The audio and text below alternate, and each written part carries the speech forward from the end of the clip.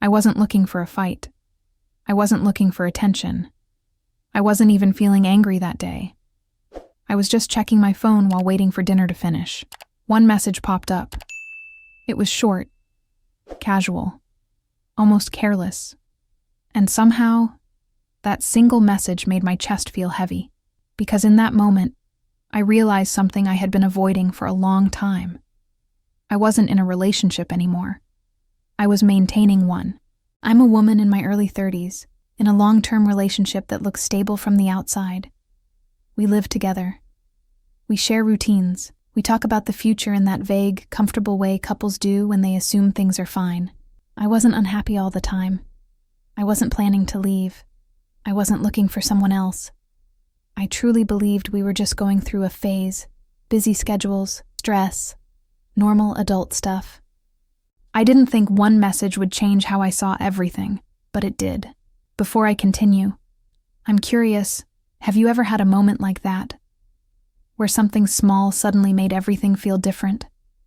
And if stories like this resonate with you, subscribe and share.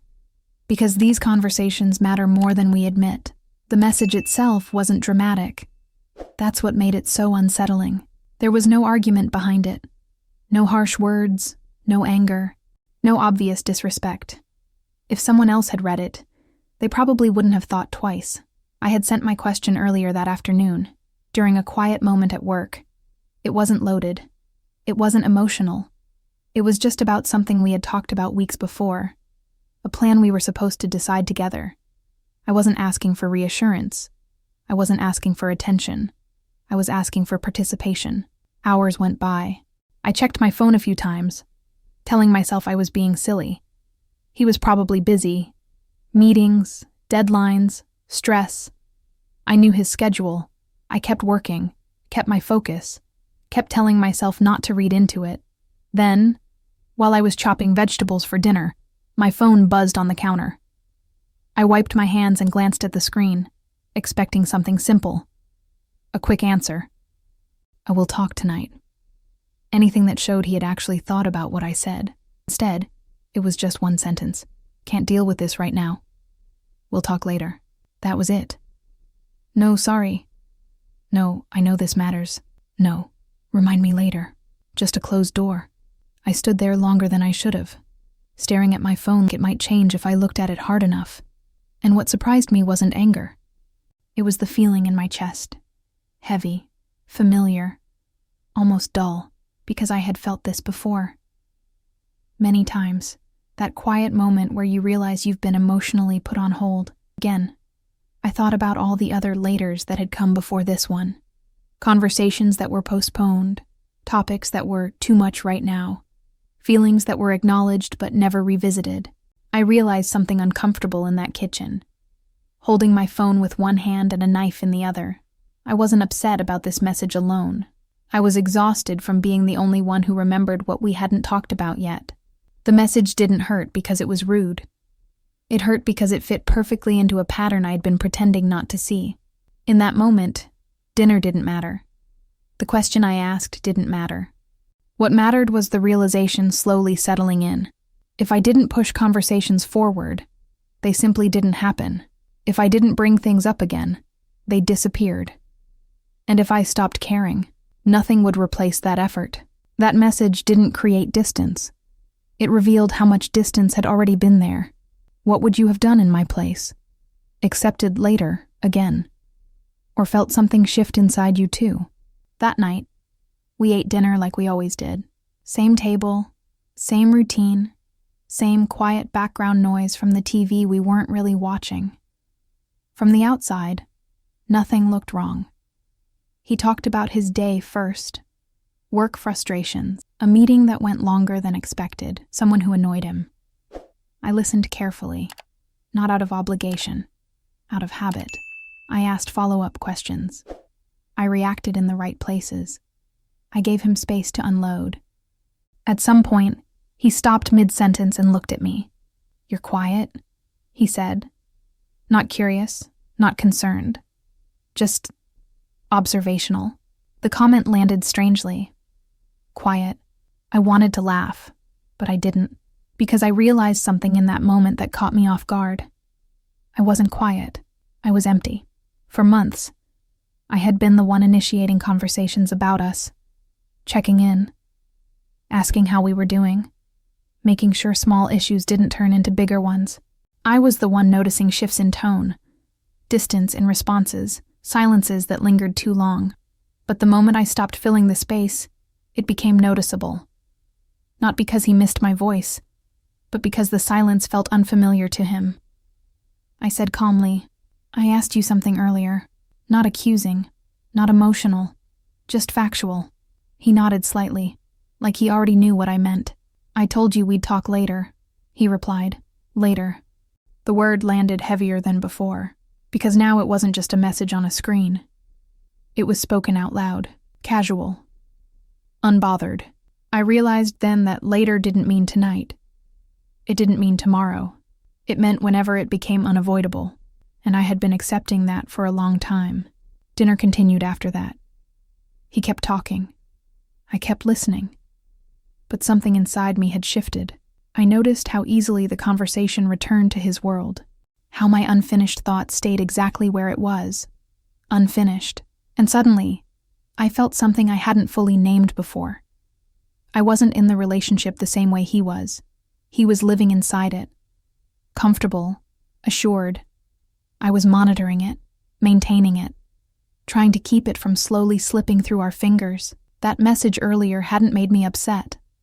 This moment made me aware that I was tracking things he didn't even realize were moving, aware that I was carrying a responsibility he never agreed to, because he didn't see it. And as we cleared the table, I wondered something that scared me more than conflict ever had. If I stopped paying attention, would he even notice what was missing? Do you think a relationship can last when only one person is truly watching it? That night, lying in bed beside him, I couldn't fall asleep. He turned toward his side quickly, the way people do when they're already mentally done with the day. Within minutes, his breathing changed, slow, heavy. He was asleep. I stared at the ceiling, replaying small moments I had ignored for months. Not dramatic moments, not fights, not betrayals, just patterns. Times when I rehearsed conversations in my head before bringing them up. Times when I softened my words so I wouldn't sound too emotional. Times when I convinced myself something wasn't worth mentioning, even though it bothered me. I realized how often I had chosen peace over honesty, not because I was afraid of conflict, but because I was tired of carrying it alone afterward. Every serious conversation followed the same rhythm. I'd bring something up. He'd listen. He'd say he understood. And then, nothing really changed. No follow-up, no check-in, no sense that the conversation stayed with him once it was over.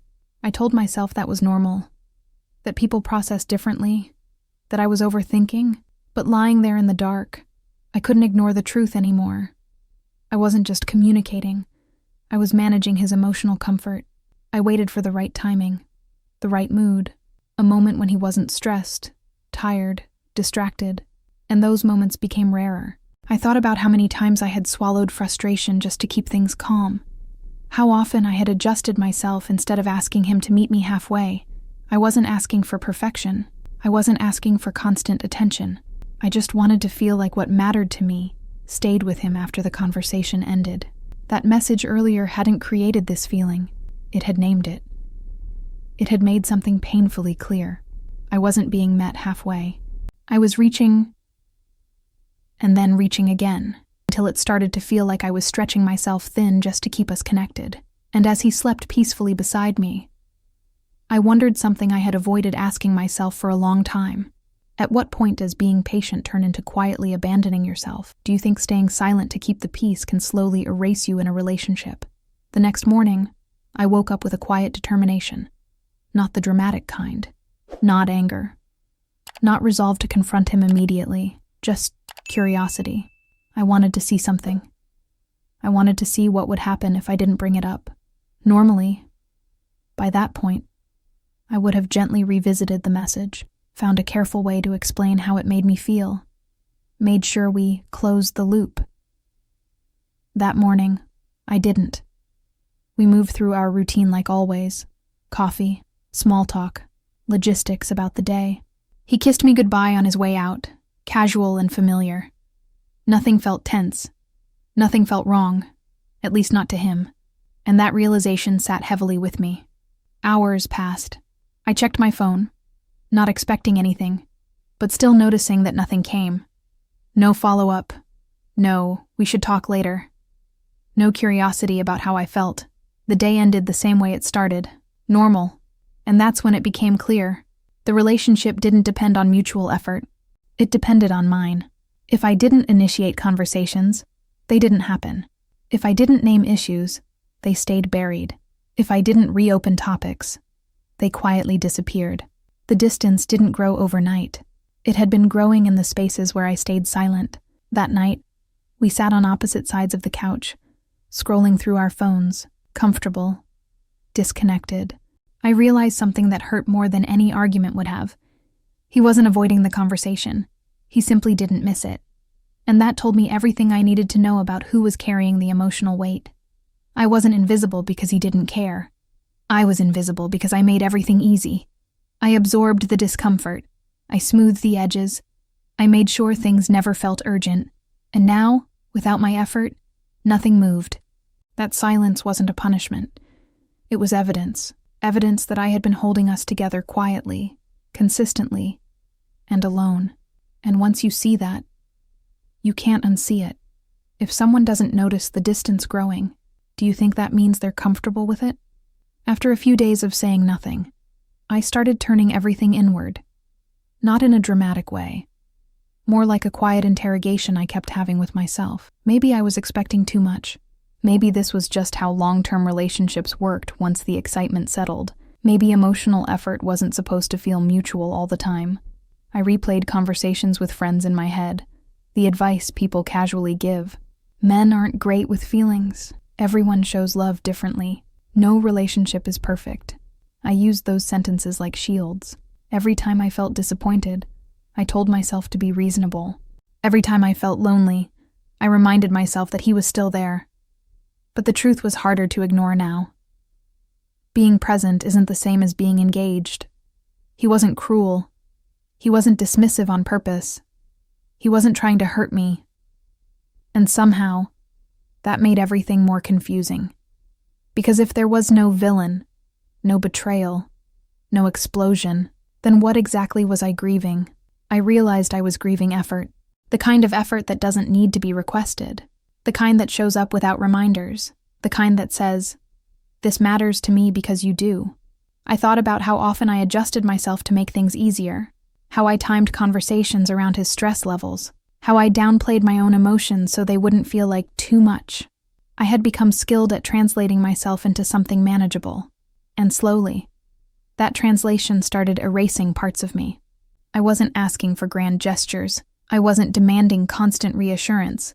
I just wanted to feel like my thoughts stayed with him after I shared them. Like my concerns didn't disappear the moment the conversation ended. That message, "We'll talk later," wasn't the problem. The problem was how familiar it felt. How easily I accepted it. How quickly I learned to live around it. I started noticing how much emotional energy I spent just keeping us stable, making sure nothing tipped too far in either direction, making sure there was always enough calm to avoid discomfort.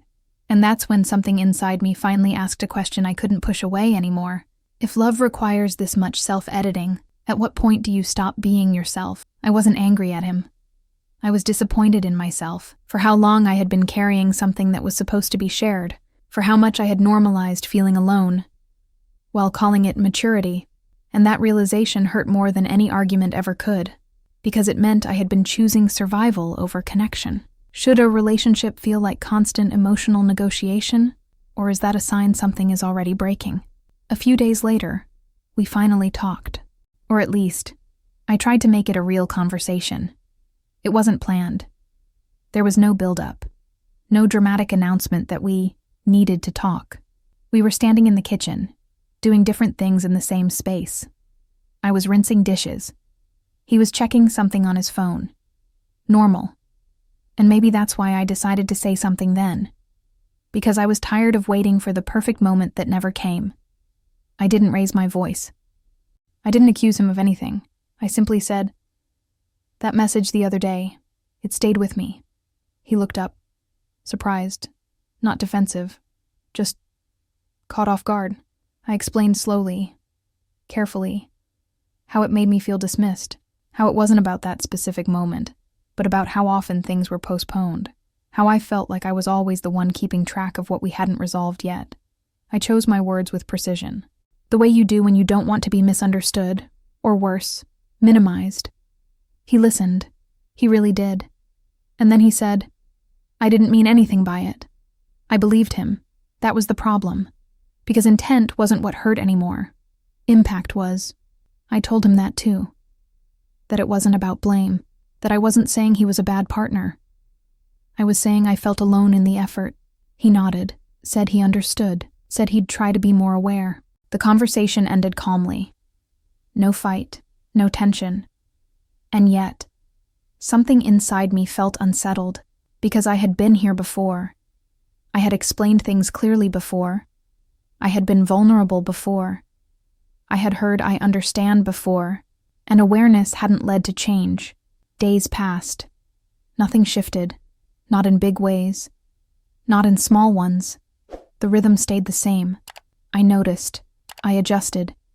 He remained comfortable. And that's when it hit me, painfully, clearly. He wasn't refusing to try. He just didn't see the problem as urgent. Because for him, things still worked. The relationship wasn't heavy. It wasn't confusing. It wasn't exhausting. It was familiar. For me, it had become work, emotional work that never clocked out. And I realized something that scared me more than the idea of leaving. You can't fix a problem alone if the other person doesn't feel it. You can explain it. You can name it.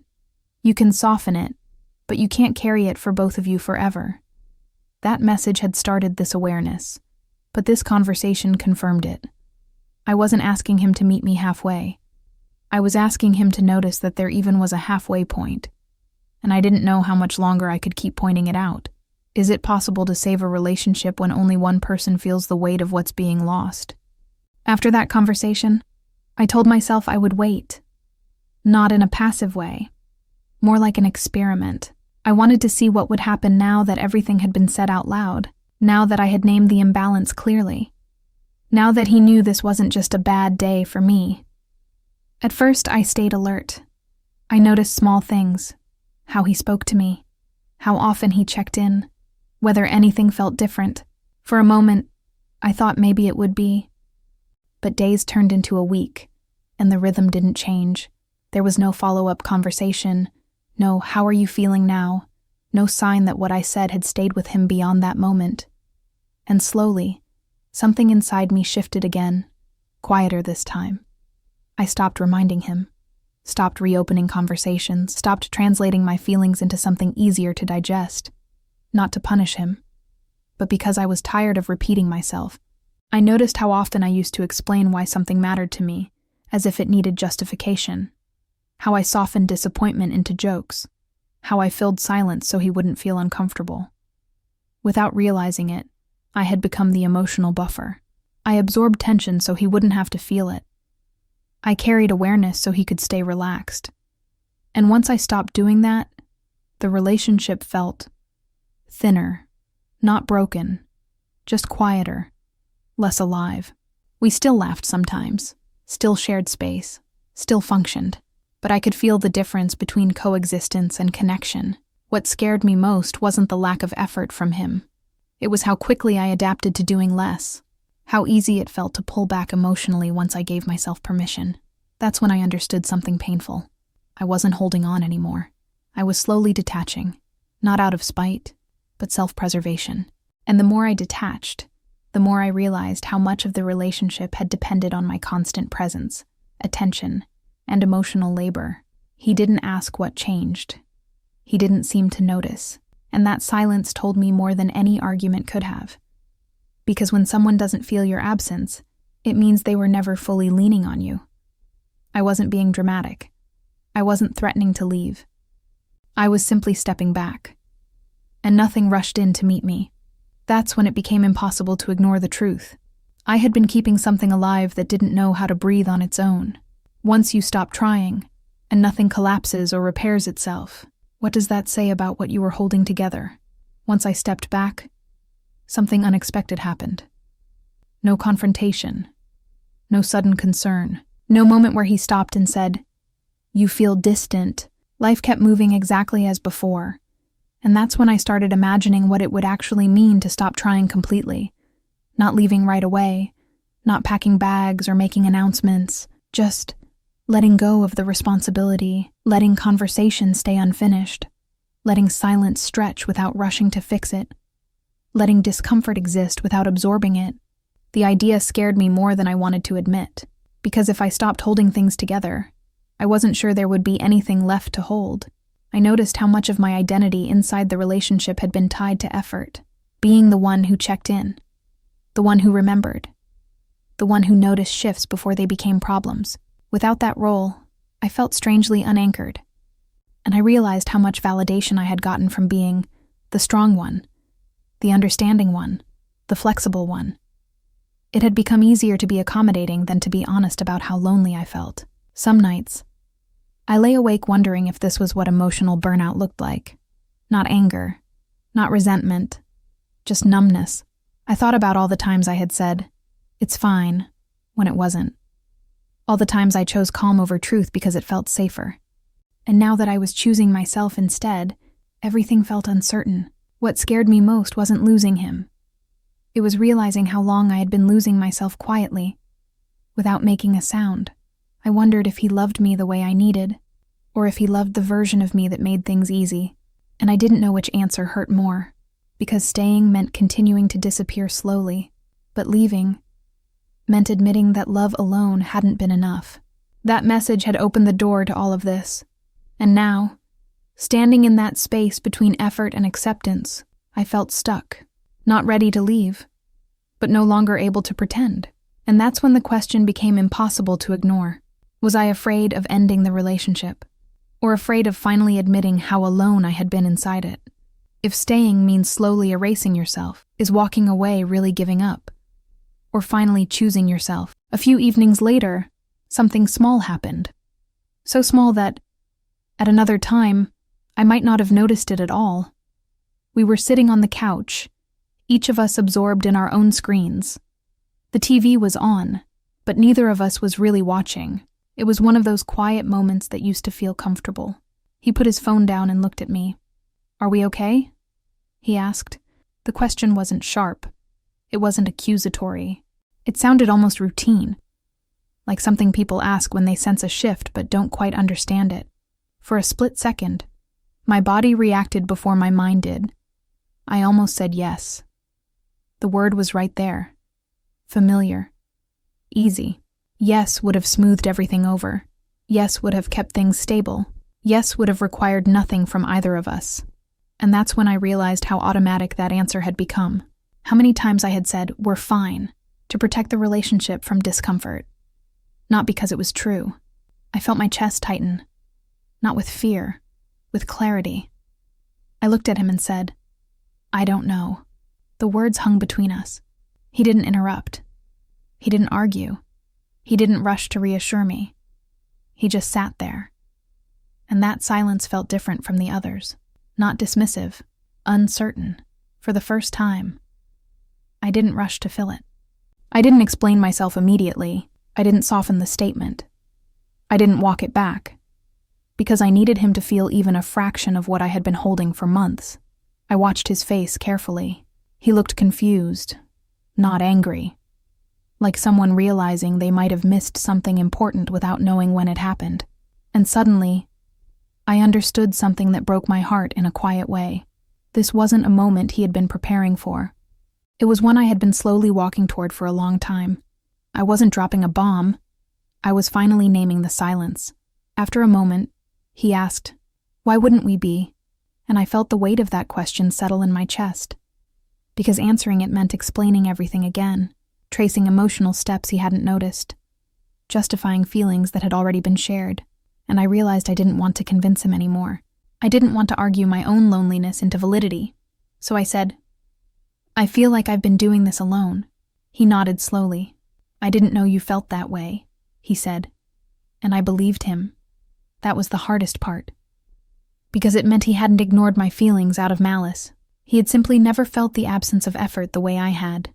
And in that moment, sitting side by side on the same couch, I felt more exposed than I ever had in an argument, because there was no villain, no obvious wrongdoing, just two people standing in very different emotional places, and I wondered something I had avoided until then. Was I wrong for letting things get this far before saying I didn't know if we were okay? Should I have spoken sooner? Or was I right to wait until I could finally be honest? That night didn't end with a decision. There was no agreement, no resolution, no promise that things would suddenly be different.